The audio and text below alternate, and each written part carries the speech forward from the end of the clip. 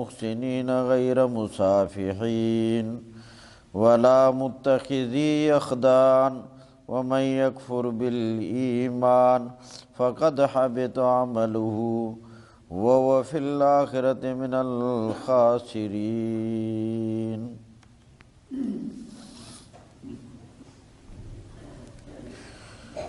پہلے آیت کریمہ کا شان نزول سمجھ لیں۔ رسول اللہ صلی اللہ علیہ وسلم کے ایک صحابی ہیں حضرت عدی بن حاتم، یہ شکار کے بڑے ماہر تھے اور شکار کا شوق رکھتے تھے اور شکار کیا کرتے تھے۔ جب یہ مسلمان ہوئے تو اسلام میں حلال و حرام کی بڑی تعلیم دی گئی اور بڑا زور لگایا گیا کہ حلال کو حلال سمجھو، حرام کو حرام سمجھو، حلال کو حاصل کرو اور حرام سے بچو۔ تو حضرت عدی رضی اللہ تعالیٰ عنہ نے رسول اللہ صلی اللہ علیہ وسلم سے شکار کے متعلق مسئلہ پوچھا کہ اللہ کے رسول میں شکار کرتا ہوں تو بعض اوقات تیر کے ساتھ شکار کرتا ہوں، بعض اوقات باز کے ساتھ، بعض اوقات کتے کے ساتھ، تو میرے لیے کیا حکم ہے شکار کا؟ تو اللہ تعالیٰ نے اس کے جواب میں یہ آیت نازل کی اور شکار کے متعلق احکامات واضح کیے گئے۔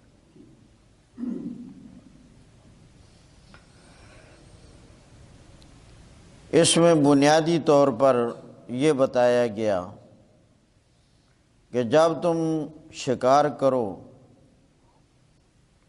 اور کتے کے ذریعے سے اگر تم شکار کر رہے ہو تو اس کتے کا تعلیم یافتہ ہونا ضروری ہے، یعنی شکار سکھایا ہوا ہو۔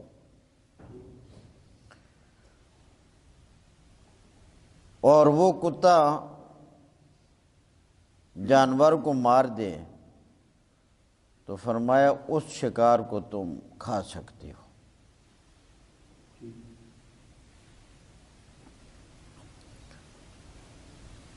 اب یہ ذرا مسائل ہیں، بڑی توجہ کے ساتھ، جو بات سمجھ نہ آئے تو پوچھی بھی جا سکتی ہے۔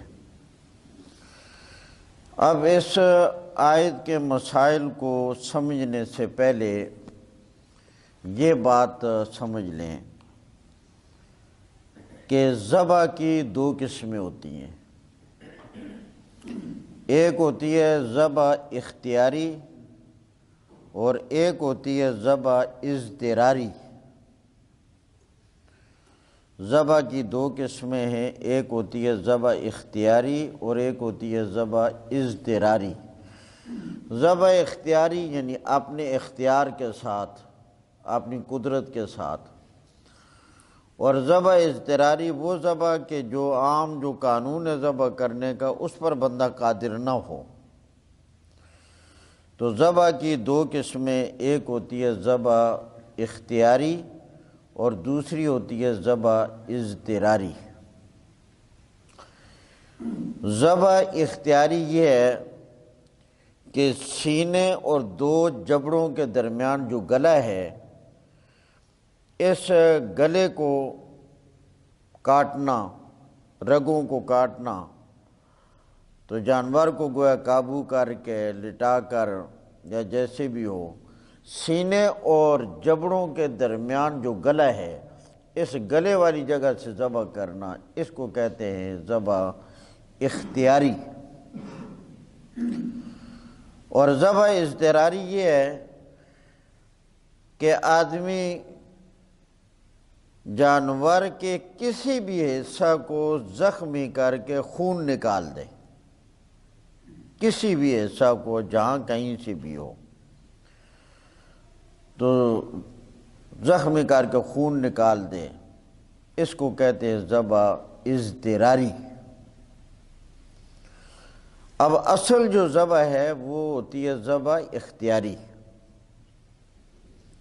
ذبح اضطراری اس وقت ہوتی ہے جب کہ بندہ ذبح اختیاری پر قادر ہو نہ ہو۔ مثلا ایک جانور وہ بدک گیا، بھاگ گیا، لوگ پکڑنے کے لیے بڑی کوشش کر رہے ہیں مگر وہ پکڑا نہ گیا۔ بھاگنے کے دوران وہ جانور کسی کنویں میں گر گیا، اب وہاں نیچے اترنا، جانا، ذبح کرنا یہ تو ہے مشکل۔ اب وہ ذبح اختیاری پر تو قادر نہیں بندہ، لہذا اوپری سے کوئی تیز چیز، تیر، چھری، تیز دھاری دار کوئی چیز استعمال کر کے جہاں کہیں سے بھی اس کو زخمی کر دے گا اور اس کا پھر وہ مر جائے تو حلال ہو جائے گا۔ اچھا، اسی طرح ایک جانور ہے، اس کو باندھا ہوا ہے، کوئی آدمی باندھ کر ذبح اختیاری نہیں بلکہ ذبح اضطراری کا طریقہ اختیار کرتا ہے کہ تیر مار کر، نیزے مار کر باندھے ہوئے جانور کو مار ڈالتا ہے تو یہ حرام ہوگا، کیونکہ وہ ذبح کرنے پر قادر ہے۔ تو ذبح کرنے پر قادر جب آدمی ہو پھر اضطراری ذبح سے جانور حلال نہیں ہوتا، چونکہ اللہ تعالیٰ نے قرآن مجید میں فرمایا ہے لا یکلف اللہ نفسا الا وسعہا، اللہ تعالیٰ ہر ایک کو اس کی وسعت اور اس کی طاقت کے بقدر اس کو مکلف بناتا ہے۔ لہذا جو آدمی، آج تو آپ کے فن کی باتیں ہیں، جو آدمی ذبح اختیاری پر قادر ہے وہ ذبح اضطراری کے ساتھ اگر کرے گا تو جانور حلال نہیں ہوگا، اور جب ذبح اختیاری پر قادر ہی نہیں تو اب اس کی طاقت ذبح اضطراری والی رہے گی، لہذا ذبح اضطراری کے ساتھ پھر وہ کیا ہو جائے گا؟ حلال۔ تو یہ ہوگی ذبح کی دو قسمیں، ایک ہوتی ہے ذبح اختیاری اور ایک ہوتی ہے ذبح اضطراری۔ ذبح اختیاری پر اگر قدرت ہو تو ذبح اضطراری کے ساتھ جانور حلال نہیں ہوتا، حرام ہو جاتا ہے۔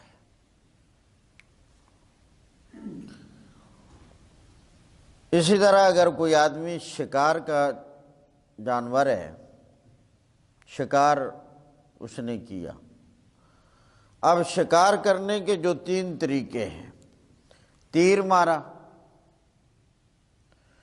یا باز کے ذریعے سے شکار کیا یا کتے کے ذریعے سے شکار کیا، اگر اس آدمی نے تیر مارا بسم اللہ پڑھ کر یا باز کو بھیجا بسم اللہ پڑھ کر یا کتے کو چھوڑ دیے شکار پر بسم اللہ پڑھ کر، اس نے جا کر اس جانور کو مار ڈالا، اب اگر اس آدمی کے پہنچنے سے پہلے وہ جانور شکار والا مر گیا ہے تو یہ حلال ہوگا، کیونکہ ذبح اضطراری ہے، تو وہ اس نے اپنی طرف سے کر لی، ذبح اضطراری ہے، جانور حلال ہو جائے گا۔ اور اگر یہ آدمی پہنچا، ابھی جانور شکار والا حیات ہے، اس میں زندگی کی رمق موجود ہے، اب اگر اس نے ذبح کر لیا تو حلال ہو جائے گا۔ اگر یہ اپنے کشمکش میں لگا رہا اور اس نے زندہ لے لیا، زندہ پر پہنچ گیا اور ذبح نہ کر سکا تو پھر یہ جانور حرام ہوگا، کیونکہ جب یہ زندہ پر پہنچ گیا تو ذبح اختیاری پر قادر ہو چکا، تو جب ذبح اختیاری پر قادر ہو جائے پھر وہ ذبح اختیاری کو اختیار نہ کرے تو جانور کیا ہو جاتا ہے؟ حرام۔ لہٰذا یہاں بھی وہ جانور پھر ہو جائے گا حرام۔ اب یہاں اللہ تعالیٰ نے شکار کتے کے ذریعے سے یا باز کے ذریعے سے کرنا، اس کی 5 شرائط بیان کی گئی ہیں۔ کتنی؟ 5۔ اگر ان 5 شرائط کی رعایت ہوگی پھر اس جانور کا، پرندے کا مارا ہوا شکار حلال ہوگا۔ اگر ان شرطوں میں سے کوئی شرط نہ پائی گئی پھر وہ حرام ہوگا۔ نمبر 1، سب سے پہلی شرط یہ ہے کہ وہ جانور سکھایا ہوا ہو، وہ جانور سکھایا ہوا ہو۔ بعض ہے تو اس کو تعلیم دی گئی ہو، اس کو ٹرین کیا گیا ہو، تیار کیا گیا ہو شکار کرنے کے لیے۔ اس سے معلوم ہوا کہ اگر کوئی آدمی ایسے جانور کے ساتھ شکار کرتا ہے کہ جس کو تیار نہیں کیا گیا، تعلیم نہیں دی گئی، غیر تعلیم یافتہ ہے، اس جانور کا شکار حرام ہوگا، حلال نہیں ہوگا۔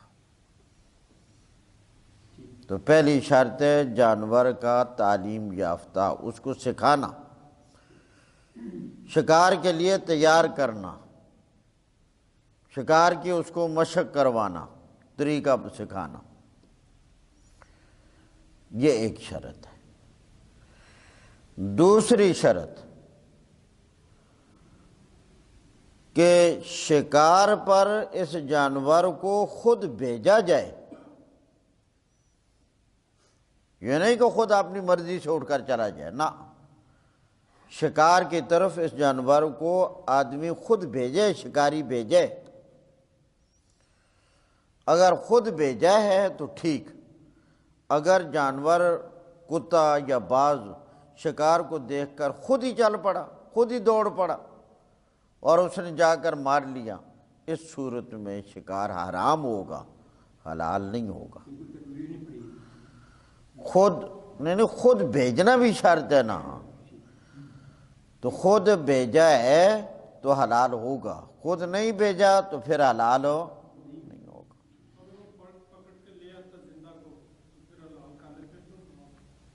پہلے یہ پوری بات ذرا آپ سنیں، سوال یاد رکھنا، انشاءاللہ اس کے بھی ازالہ مطمئن کرنے کی بھرپور کوشش ہوگی۔ تو پہلی شرط ہوگی جانور کا تعلیم یافتہ ہونا، دوسری شرط ہو گئی اس کو شکار پر خود چھوڑنا، تیسری شرط کہ چھوڑتے وقت بسم اللہ بھی پڑھی جائے، بیچتے وقت بسم اللہ بھی پڑھی جائے، کیونکہ بسم اللہ کے بغیر بھی جانور حلال نہیں ہوتا۔ جو میں نے ذبح کی 2 قسمیں بتائی ہیں ابھی، ذبح اختیاری اور ذبح اضطراری، دونوں ذبحوں کے اندر بسم اللہ کا ہونا ضروری ہے۔ ذبح اختیاری میں بسم اللہ نہ پڑے گی تب بھی حرام ہوگا، ذبح اضطراری میں بسم اللہ نہ پڑے گی تب بھی کیا ہوگا؟ حرام ہوگا۔ تو ذبح اضطراری اور اختیاری دونوں میں بسم اللہ، تکبیر کا گویا پڑھنا ضروری ہے، بسم اللہ، اللہ اکبر۔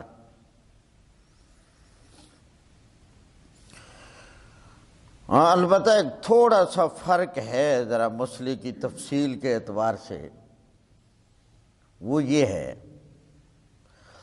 اگر ذبح ہو اختیاری تو وہاں بسم اللہ ذبح کے فعل پر اور اس جانور پر گویا ہوتی ہے، فعل پر کہہ لیں، مذبوح پر کہہ لیں، وہاں بسم اللہ جو ہے وہ ہوتی ہے فعل اور مذبوح پر، ذبح اختیاری کے اندر۔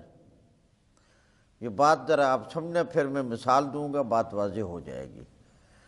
ذبح اختیاری کے اندر بسم اللہ فعل پر اور مذبوح پر ہوتی ہے، اور ذبح اضطراری کے اندر بسم اللہ علیہ ذبح پر ہوتی ہے۔ آئی بات سمجھ؟ ذبح اختیاری کے اندر بسم اللہ مذبوح جانور پر ہوتی ہے، اور ذبح اضطراری کے اندر بسم اللہ نہ آلے پر، ذبح کے آلے پر ہوتی ہے۔ آئی بات سمجھ؟ اب جو پہلا مسئلہ ذرا غور کرنا کہ ذبح اختیاری کے اندر بسم اللہ ہوتی ہے فعل پر یا کہہ لیں مذبوح جانور پر۔ ایک آدمی نے چھری ہاتھ میں پکڑی اور ایک بکری کو لٹا لیا، اور اس نے چھری ہاتھ میں لے کر بکری کو لٹایا اور تکبیر پڑھی، بسم اللہ اللہ اکبر۔ یہ تکبیر کہنے کے بعد اس جانور کو چھوڑ دیا، فوراً اس کی جگہ دوسرا کوئی جانور ذبح کر دیا اسی تکبیر کے ساتھ، تو حرام ہوگا، کیونکہ بسم اللہ ہے مذبوح پر، اور جس پر اس نے پہلی بسم اللہ پڑھی ہے وہ تو چلا گیا، اب جس کو ذبح کر رہا ہے اس پر بسم اللہ پڑھی کوئی نہیں۔ بات سمجھ آ گئی؟ اچھا، اسی کی دوسرا پہلو کہ ذبح اختیاری ہے، آدمی نے چھری ہاتھ میں پکڑی، جانور کو لٹا لیا، قابو کر لیا، اور اس نے چھری ہاتھ میں لے کر تکبیر پڑھی، بسم اللہ اللہ اکبر۔ یہ پڑھنے کے بعد وہ چھری رکھ کر اس کی جگہ دوسری چھری لے لی اور اس کے ساتھ ذبح کر دیا، تو جانور حلال ہوگا، کیونکہ مذبوح پر ہے، مذبوح تو وہی ہے، اگرچہ چھری بدل گئی تو چھری بے شک بدلتی رہے۔ آئی بات سمجھ؟ اچھا، اب ذبح اضطراری پر ذرا آ جائے۔ ذبح اضطراری کے اندر بسم اللہ جو ہے وہ گویا کس پر ہوتی ہے؟ آلے پر ہوتی ہے۔ اچھا جی، ایک آدمی نے تیر لیا، یا کتا بھی آلہ ہے شکار کا، باز بھی آلہ ہے، تو آپ آسانی کے طور پر فرض کریں تیر کو لے لیں۔ ایک آدمی نے تیر لیا اور اس تیر پر تکبیر پڑھی، بسم اللہ اللہ اکبر، یہ کہہ کر تیر پھینک دیا۔ اب جس شکار کو مارنا چاہتا ہے اس کو جا کر یہ تیر لگا تو جانور حلال ہو جائے گا، اور اگر اس آدمی نے اس تیر پر بسم اللہ اللہ اکبر پڑھا اور شکار والا جانور سامنے ہے، مگر اس کو لگنے کے بجائے اچانک ایک اور شکار والا جانور سامنے آ گیا، وہ اس کو لگنے کے بجائے اس دوسرے کو جا لگا، تو بتاؤ حلال ہوگا، کیونکہ اصل ہے آلے پر، اس پر تو بسم اللہ پڑی ہوئی ہے، تو بے شک جانور بدل گیا، حلال ہو جائے گا۔ اور اس کا دوسرا پہلو، اگر ایک آدمی نے تیر لیا اور اس پر بسم اللہ پڑھی، تکبیر پڑھ لی، بسم اللہ اللہ اکبر، پھر اس نے اس تیر کے بجائے دوسرا تیر لے کر اسی تکبیر کے ساتھ چھوڑ دیا، اب حرام ہے، کیونکہ آلے پر یہاں تسمیہ کا ہونا ضروری ہے، اور جو بھیجا گیا آلہ اس پر وہ نہیں پڑی۔ آگی بات سمجھ؟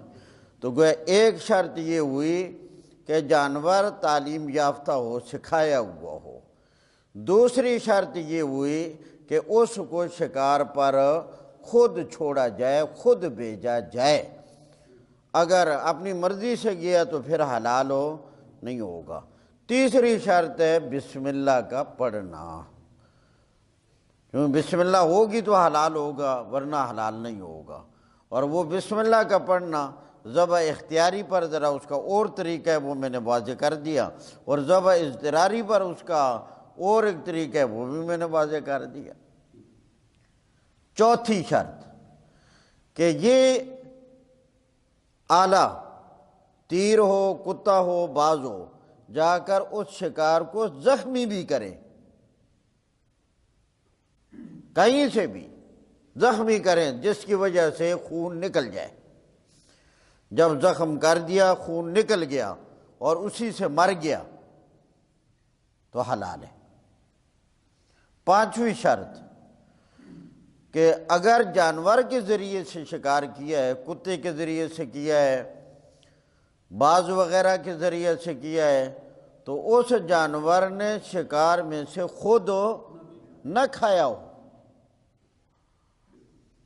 کیونکہ اس کے تعلیم یافتہ ہونے کے لیے یہ ضروری ہے کہ اس کا ذہن یہ بنا دیا جائے کہ اس نے شکار اپنے لیے نہیں کرنا، اپنے مالک کے لیے کرنا ہے۔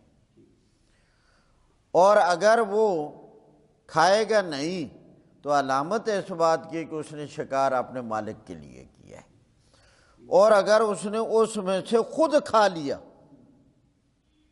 اگر اس نے اس میں سے خود کھا لیا تو پھر حلال نہیں ہوگا، کیونکہ اس نے اپنے لیے کیا ہے، اپنے مالک کے لیے نہیں کیا۔ تو پہلی شرط ہوئی اس جانور کا تعلیم یافتہ ہونا، دوسری شرط ہوگی اس کو خود بھیجنا، تیسری شرط ہو گئی تکبیر پڑھ کر بھیجنا، چوتھی شرط ہو گئی زخمی کرنا، اور پانچویں شرط ہو گئی اس میں سے خود نہ کھائے۔ آئی بات سمجھ؟ اب آیت کے ترجمے پر غور کرنے، اور یہ پانچوں شرائط اس آیت میں موجود ہیں، جو پانچوں ہوائی فیرنگ نہیں ہے، یہ پانچوں اس آیت میں موجود ہیں۔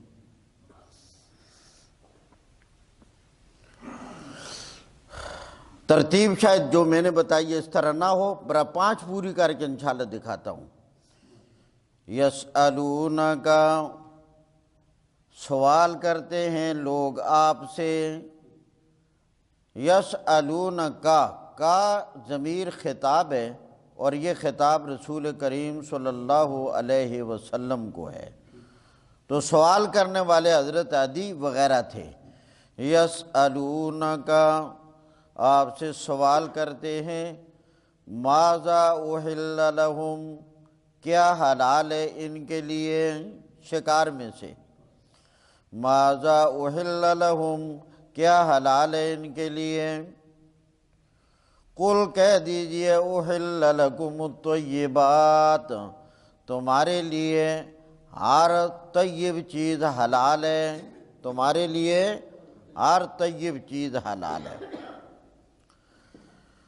جانوروں میں سے، جانور ہوں، پرندے ہوں، بعض چیزیں وہ ہیں کہ جن کا نام لے کر حلال ہونے کو بتا دیا گیا کہ یہ چیزیں حلال ہیں، تو وہ یقیناً حلال ہیں، اور بعض چیزوں کے بارے میں نام بنام بتا دیا گیا یہ حرام ہے، تو وہ یقیناً کیا ہوں گی، حرام۔ بڑی توجہ رکھنا۔ اور بعض چیزیں ایسی ہیں کہ ان کے بارے میں ایک ضابطہ بتا دیا گیا، اگر وہ جانوروں کی قسم سے ہے، درندوں کی قسم سے ہے، تو اگر وہ اپنی کچلیوں کے ساتھ شکار کرتا ہے، جانور کو پھاڑتا ہے، مارتا ہے، ایسا جانور، اس کا نام جبکہ قرآن اور حدیث میں صراحتاً حلال حرام کے زمرے میں نہ آیا ہو، مگر وہ اپنی کچلیوں کے ساتھ شکار کو پھاڑتا ہے، قابو کرتا ہے، شکار کرتا ہے، وہ بھی حرام ہوگا۔ اور پرندوں میں سے جو اپنے پنجوں کے ساتھ شکار کرے اور پنجے کے ساتھ شکار کو قابو کرے، پنجے کے ساتھ مارے، وہ بھی کیا ہوگا، حرام۔ اب ایک قسم وہ ہوگی نام بنام حلال، دوسری قسم ہوگی نام بنام حرام، تیسری قسم کے بارے میں یہ ضابطہ ایک ہو گیا، اور ایک چوتھا احتمال ہے جو ان کے علاوہ ہے، یعنی نام بنام حلال کا بھی پتہ نہیں چل رہا، نام بنام حرام کا پتہ بھی نہیں چل رہا، اور جو ضابطہ بتایا گیا اس کے بارے میں بھی پتہ نہیں ہے، تو اس کے بارے میں پھر چوتھا ایک ضابطہ قرآن کریم نے ذکر کیا، یحل لہم الطیبات ویحرم علیہم الخبائث، کہ اللہ تعالیٰ نے طیب چیز کو حلال کر دیا ہے اور خبیث چیز کو حرام کر دیا ہے۔ اب طیب کس کو کہیں اور خبیث کس کو کہیں، اس کے متعلق ضابطہ اصول یہ ہے کہ جو آدمی قرآن کریم کے علوم کا ماہر ہو، قرآن کریم کے علوم کا گزارا نہ، قرآن کریم کے علوم کا ماہر ہو، جو رسول اللہ کی حدیث کا ماہر ہو، احکام الہیہ کو اچھی طرح جانتا ہو، متقی اور پرہیزگار ہو، فرائض کا پابند ہو، کبائر سے مجتنب ہو، اور مجتہدانہ صلاحیت رکھنے والا ہو، قرآن کے علوم کا ماہر، حدیث کا ماہر، احکام الہیہ کو اچھی طرح جاننے والا ہو، متقی اور پرہیزگار ہو، حلال کھانے والا، حلال پہننے والا، حلال پینے والا ہو، حرام سے مجتنب ہو، فرائض کا پابند ہو، کبائر سے بچنے والا ہو، اور مجتہدانہ صلاحیت بھی رکھنے والا، خوب بصیرت ہو، اس آدمی کا ذوق جو ہوگا وہ ذوق سلیم ہوگا، جس کو وہ حلال کہہ دے وہ حلال ہوگا، جس کو وہ حرام کہہ دے وہ حرام اور خبیث ہوگا۔ سمجھ آگئی بات ہے نا؟ قُلْ أُحِلَّ لَكُمُ الطَّيِّبَاتُ، کہہ دیجئے حلال کر دیا گیا تمہارے لیے طیبات کو، وَمَا عَلَّمْتُم مِّنَ الْجَوَارِحِ، یہ پہلی شرط، ان جانوروں کا شکار حلال ہے جن کو تم نے تعلیم دے دی ہو، ان جانوروں کا شکار حلال ہے، علمتم جن کو تم نے، تو پہلی شرط آ گئی نا، تعلیم، تعلیم، علمتم سے تعلیم آ گئی، معلوم ہوا کہ جو کتا اور جو باز یا کوئی اور چیز جانور آپ نے شکار کے لیے تیار کر لیا، وہ تعلیم سکھایا ہوا ہے تو اس کا شکار ٹھیک ہے۔ ما علمتم جن کو تم نے تعلیم دے دی ہو، جن کو تم نے تعلیم دے دی ہو، اور اسی تعلیم کی مزید ذرا وضاحت آگے آ رہی ہے اسی جملے میں، دو لفظ چھوڑ کر، جوارح اور مکلبین کے لفظ کو چھوڑ دو آگے، تعلمونہن، تم ان کو تعلیم دو، جانور کو تیار کرو شکار کے لیے، مما علمکم اللہ، اس طریقہ کے مطابق جو اللہ نے تمہیں جانور کو تعلیم دینے کا بتا دیا ہے رسول اللہ کی وساطت سے، جس طرح اللہ کے نبی نے بتایا اس طریقے کے مطابق تم جانور کو کیا دے دو، تعلیم۔ اب جو لوگ شکار کا شوق رکھتے ہیں وہ باقاعدہ جانوروں کو تعلیم دیتے ہیں، انہیں طریقہ آتا ہے، تو جو صاحب فن ہوتا ہے وہی جانتا ہے، ایسا نہ ہو کہ آپ کوئی کتا میرے پاس لے آئیں جی اس کو ذرا پڑھا دے، تو میرے پاس کی بات نہیں، چونکہ میرا وہ شکار کرنے والا شعبہ نہیں۔ تو مسئلے تو بتا سکتے ہیں مگر عملی طور پر تجرباتی انداز میں ہم اس کو تیار ہو۔ ہاں البتہ جو آدمی شکار کا ماہر ہوگا اور وہ مسائل مسلمان ہو سیکھے گا تو وہ طریقہ جانے گا کہ تیار کرنے کا کیا طریقہ ہوتا ہے۔ تو پہلی شرط ہوگی علم تم، اور اس کی وضاحت آگے 2 حرف چھوڑ کر 2 کلمے، تو علمون انہا، تم انہیں تعلیم دے دو، سکھاؤ ان کو، مما علمکم اللہ، اس طریقہ کے مطابق جو اللہ نے تمہیں سکھا دیا ہے، بتا دیا ہے رسول اللہ کے واسطے سے، اس کی تفصیل رسول اللہ نے بتائی ہے احادیث کی کتابوں میں۔ اور یہیں سے بات واضح ہو گئی کہ حدیث رسول کے بغیر قرآن سمجھو۔ رنگ برنگے فتنے، ہمارے زمانے میں ایک فتنہ ایسا پیدا ہو گیا بدقسمتی سے، جو کہتے ہیں ہمارے لیے قرآن ہی کافی ہے، حدیث کی ضرورت ہی نہیں۔ حدیث کے بغیر اگر صرف قرآن کافی ہوتا تو اللہ بنی بنائی کتاب کسی پہاڑ پر رکھ دیتا کہ لوگوں پڑھ کر عمل کرو۔ اللہ کے پاک پیغمبر کے سمجھانے تعلیم کے بغیر کس طرح ممکن ہے کتاب کو سمجھنا؟ یہ ایک شرط تعلیم والی آگئی سمجھو۔ دوسری الجوارح، جوارح یہ جمع ہے جارحتن کی، اور جارحتن جرحن سے ہے، جرحن جس کا معنی زخمی کرنا، تو جوارح کا معنی ہو گیا وہ جانور جو شکار کو زخمی کریں، ہاں مجروح، زخمی۔ تو جوارح کے لفظ سے شرط سمجھ آ گئی زخمی کرنے والی۔ اگر اس نے شکار کو زخمی کیا تو حلال ہوگا، اگر زخمی نہ کیا تو پھر حلال نہیں ہوگا۔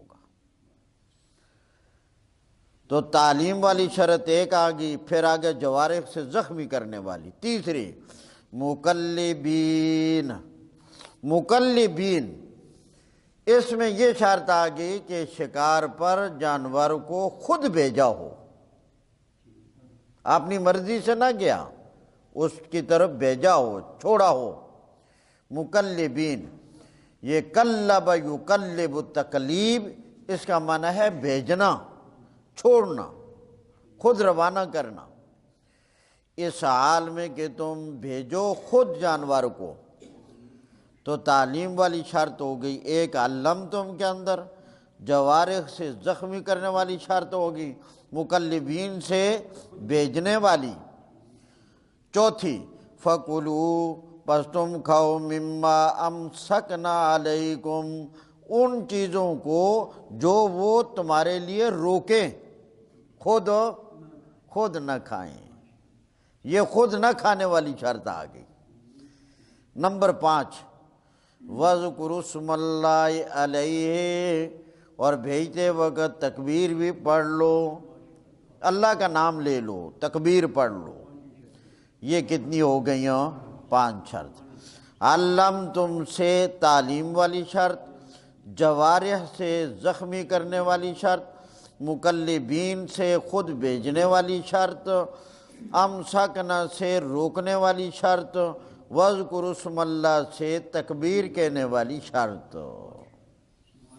وَاتَّقُوا اللَّهَ، اللہ سے ڈرتے رہو، ان اللہ سریع الحساب، حلال کھاؤ، حلال کماؤ، حرام سے بچو، اللہ کے سامنے پیشگی ہوگی اور اللہ حساب لے گا، اور وہ بہت جلد حساب لینے والا ہے۔ حدیث میں رسول کریم صلی اللہ علیہ وسلم نے فرمایا دنیا کے دنوں میں سے آدھے دن کی مقدار میں پوری مخلوقات کا اللہ حساب ہو۔ ہاں یہ ضروری بات ضابطہ بیان ہو گیا۔ اب جی کوئی سوال کسی کا ہے تو؟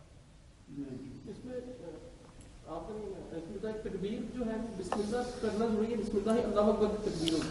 صرف بسم اللہ یہ بھی کافی ہے، بسم اللہ الرحمن الرحیم یہ بھی کافی ہے، بسم اللہ اللہ اکبر یہ اصل ہے۔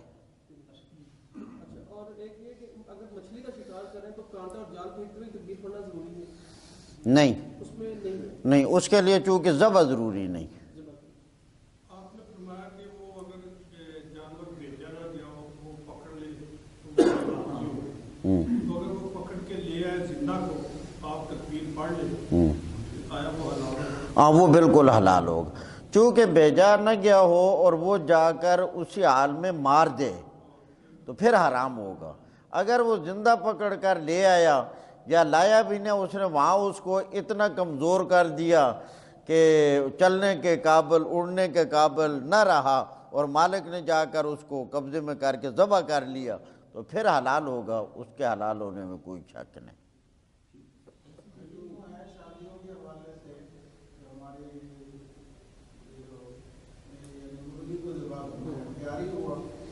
جی جی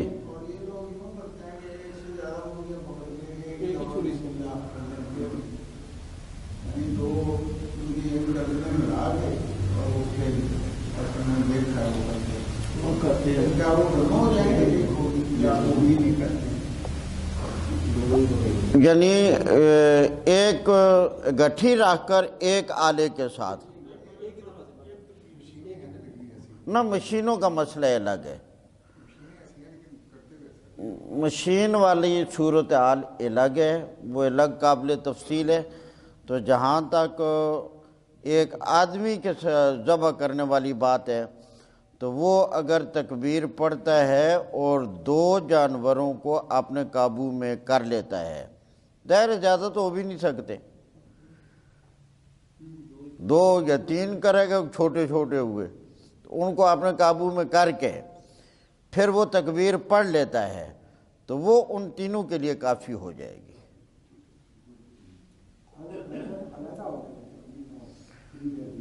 مکروہ ہے، گزارا ہے کھانے کے لیے مگر یہ عمل مکروہ ہے، اس لیے ذبح کرنے والے کا ضابط یعنی ذبح کے طریقہ کار سے واقف ہونا بھی ضروری ہے کہ وہ ذبح کا مقام بھی جانتا ہو، رگوں سے بھی واقف ہو۔ تو چونکہ ذبح کے اندر بعض غلطیاں ایسی ہوتی ہیں کہ ان سے ذرا کم درجے کی کراہت مکروہ ثابت ہوتا ہے، اور بعض غلطیاں ایسی ہوتی ہیں کہ اس کی وجہ سے حرام ہو جاتا ہے جانور۔ اب یہ جیسے کاٹتے ہوئے گردن ہی کٹ گئی تو یہ مکروہ ہے، اور مکروہ ذرا کم درجے کا ہے، کھانے کے قابل ہو جائے گا۔ اور بعض اوقات ذبح کر کے وہ جو حرام مغز ہوتا ہے تو اس کو گویا کاٹنا یا اس کو چھری کی چونچ لگانا، چونکہ ذرا سانس دیر سے نکلتا ہے، تو اصل مقصد ذبح کا یہ ہوتا ہے کہ جانور میں جتنا خون ہے وہ اچھی طرح نکل جائے۔ جو شریعت نے طریقہ کار بتایا ہے وہ اسی صورت میں پورا ہو سکتا ہے جو شرعی طریقہ کار ہے، اس سے خون اچھی طرح نکل جاتا ہے۔ اور جتنا جانور جلدی مر جائے گا، وہ جو حرام مغز کو شریعت نے چھیڑنے سے منع کیا ہے اس کی وجہ یہی ہے کہ جب اس کو چھیڑا جائے گا تو بہت جلدی مر جائے گا، تو خون پوری طریقے سے اخراج نہیں ہوگا، وہ جانور کے اندر ہی رہے گا۔ اس لیے کسائیوں کی ایک اصطلاح ہوتی ہے، بھئی چونج کر، چونج، وہ ان کی اصطلاح ہوتی ہے تاکہ عام لوگوں کو پتہ نہ چلے، وہ آہستہ سے پتہ ہی نہیں چلتا، وہ جو حرام مغز ہوتا ہے اس میں چھری کا جو ہے نا کنارہ وہ مارتا ہے، اس سے جانور جلدی مار جاتا ہے۔ یہ مکروہ تحریمی ہے، حرام کے قریب ہوتا ہے، حرام ہی بس سمجھے۔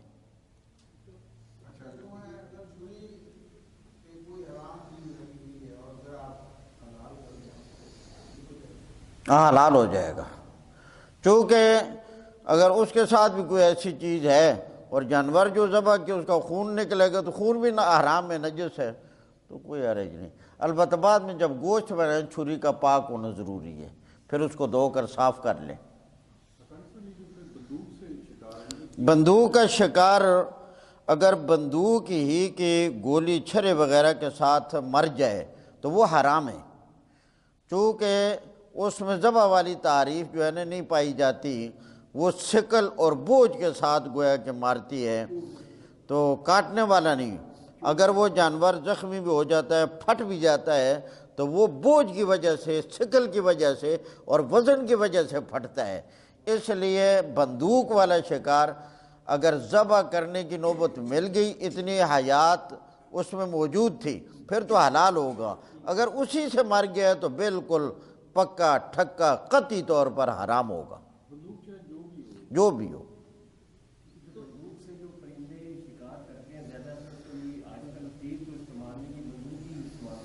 جی جی حرام میں بالکل، جی جی جو بھی ہے جی۔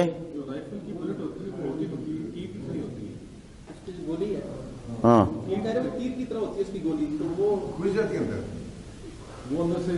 نہ گھسنا، وہ وزن والی بھی اس سے پہلے جو ہم نے اب ایسی گولی جو ہے نا دیکھی نہیں، اگر آپ کے علم میں کوئی لا کر دکھانا۔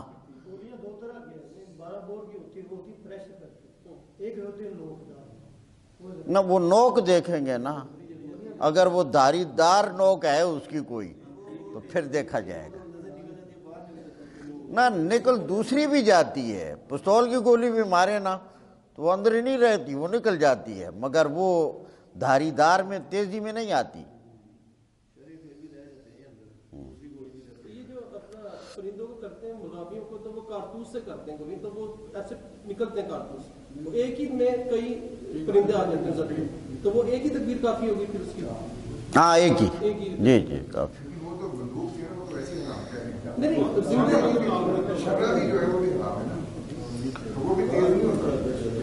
بات تو وہی آ گئی۔ اچھا یہ جو مرغی ہے ہم ذبح کراتے ہیں، جو اس میں تو اختیاری ہو سکتی ہے نا کہ لے کے خود ذبح کی جائے، تب ہم اس سے کراتے ہیں کہ اس میں آئے گی نہ وہ تو وہ بھی ذبح کرے تو اختیاری ہی ہوگی نا، جی نہ وہ پڑھے ذبح کرنے والا، آپ کی تکبیر تو نہیں معتبر۔ کچھ کرسچنوں نے دکانیں ڈال دی اور یقین کریں کہ مجھے بعد میں بتایا کہ وہ جو آدمی ہے اس کی دکان کرسچن ہے، اب وہ اگر یہ ہمارے سامنے بسم اللہ یا اللہ اکبر کر کے کر دیتا ہے تو وہ کس طرح حال ہوگا؟ اس کے بارے میں انشاءاللہ کل باقاعدہ آگے حکم آ رہا ہے، اس میں سوال بھی یاد رکھنا، تو پہلے مسئلے کی وضاحت کروں گا، پھر جو ضرورت ہوگی وہ پوچھ لینا۔ باہر لوگ ہوتے ہیں، ان کو علم نہیں ہوتا کہ وہ چکن کھا رہے ہیں وہ حلال ہے کہ نہیں، وہ کئیوں کا خیال ہے کہ اس وقت پڑھ لیا جائے کھاتے ہوئے، تو یہ بھی نہ بالکل نہیں ہوتا، اس وقت پڑھنے سے نہیں، لاکھ دفعہ پڑھے تب بھی نہیں ہوتا، جی جی غلط ہے، ذبح کرتے وقت اصل میں ضروری ہے۔ وہاں پہ حکومت ہے جو وہاں پہ وہ دکھا دے مطلب اس کی جو اللہ پہ ارشاد کی ہے کہ یہ حلال ہے، تو پھر تو ہمارے ہاں پھر ٹھیک ہے جی، جب تصدیق ہو تو، اور وہ جی جی وہ آگے جس مذہب خانے میں ہوتا ہے وہاں کا قانون ہے کہ وہ اس کو بے ہوش کر کے ذبح کرتے ہیں۔ اس کے بارے میں کہیے اگر جانور کو پہلے بے ہوش کر دیا جائے اور اس کے بعد اس کو ذبح کیا جائے، یہ درست نہیں ہے، اس پہ وہ حلال لکھ دیتے ہیں، کیونکہ وہ اس ٹرم مطلب بے ہوش کرنا ان کے قانون کا حصہ ہے، اس کے بغیر آپ ذبح کر ہی نہیں سکتے باہر، یوکے کہیں پہ بھی باہر، تو اس لیے وہ مکروہ مطلب نہیں، جی جی حرام ہے۔ اس پہ حلال لکھا ہوتا ہے۔ تو یہ گویا 5 شرائط ہو گئی شکار کے متعلق، باقی ذبح اختیاری اور اضطراری وہ بھی میں نے واضح کر دیا۔ اللہ تعالیٰ ہمیں حلال کر کے کھانے کی توفیق نصیب فرمائے۔ خود غسل کر رہے تھے کپڑے تو صحابی کا پانی کے چھینٹے پڑے تھے، وہ نماز پڑھتے ہیں وہ اسی کپڑوں میں کتوں کو نہلاتے ہیں، نہلاتے نہیں، ایسے لوگ رکھے ہوئے صاف گھروں میں نہیں اس کو کتا بنا کر رکھنا چاہیے نا، پپو نہ بنائے نا کتا۔ نماز 5 بجے پڑھتے ہیں وہ میں آپ کو بتا دوں اگر کتا وہ بغیر ضرورت کے رکھا ہوا ہے نہ، مقصد ہے ضرورت کے لیے اگر ہے تو نلانا وغیرہ تو پھر بھی اس کے لیے درست نہیں۔ وہ تو ایسے نہلاتے ہیں جیسے بچوں کو نہلاتے ہیں، ہم دیکھتے ہیں ٹک میں ڈال کے صابن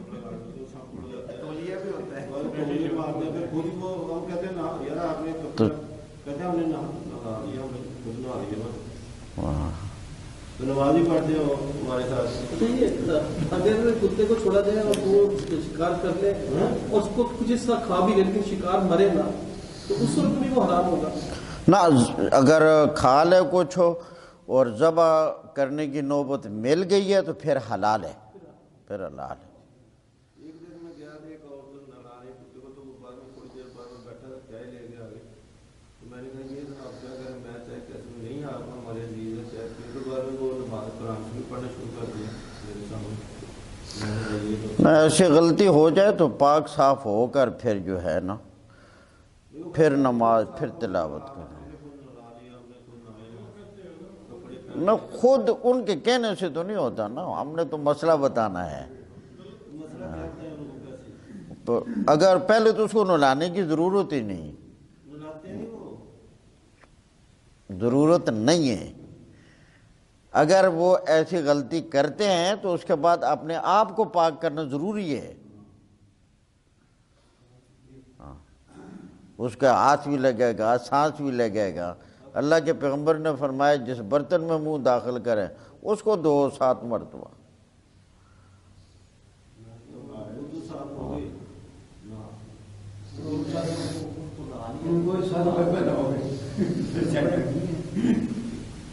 ہمارے ساتھ جتنے بھی بڑے جنرل ہیں کچھ مشرف صاحب ہیں اور بھی ہیں چند پولیٹیکل انہوں نے اپنے بیڈ روم میں رکھے ہیں، بیڈ روم میں رکھے ہیں. انہوں نے یہاں تک اس کی تو جو حرکت کی ہے وہ رات ہے وہ تو بالکل اپنی بتائیں نیز ہے.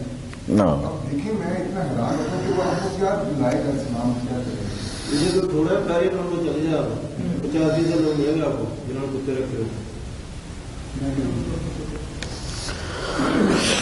الحمدللہ رب العالمین والصلاة والسلام علی سید الانبیاء والمرسلین اللہم اخزنا عاقبتنا فی الامور کلها واجرنا من خزی الدنیا وعذاب الآخرہ برحمتک یا رب.